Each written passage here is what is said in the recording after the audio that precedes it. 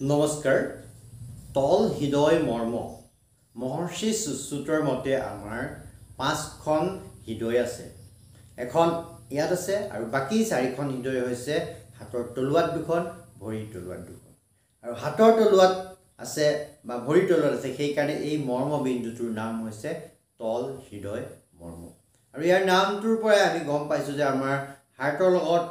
সম্বন্ধিত যিবিলাক সমস্যা তাক আমি এই বিন্দুটোত মৰ্ম বিন্দুটোত চাপ প্ৰয়োগ কৰি তাক আমি দূৰ কৰিব পাৰোঁ আৰু লগতে যিসকলৰ উচ্চ ৰক্তচাপৰ সমস্যা আছে তেওঁলোকে নিয়মিতভাৱে ইয়াত চাপ প্ৰয়োগ কৰিলে ভাল ফল পাব আৰু বহুতবিলাক সমস্যাত এই বিন্দুটোত চাপ প্ৰয়োগ কৰিলে ভাল ফল পোৱা যায় এতিয়া আপোনালোকে জানি লওক যে এই বিন্দুটো কেনেকৈ আমি ইয়াৰ স্থানটো নিৰ্বাচন কৰিম ইয়াৰ বাবে হাতৰ 4টা আঙুলি যদি এনেকৈ লগাই দিয়ে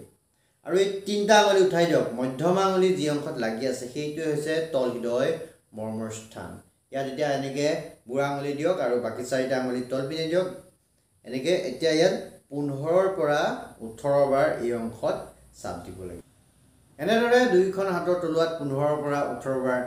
নিয়মিতভাৱে চাপ দিয়ক দেখিব যথেষ্ট ভাল ফল পাব গতিকে ধন্যবাদ বন্ধুসকল মই পৰশমণি বৰা যোগ আৰু প্ৰাকৃতিক চিকিৎসক NLP প্ৰশিক্ষক আশা কৰোঁ এই ভিডিঅ'টোৱে আপোনালোকক উপকৃত কৰিব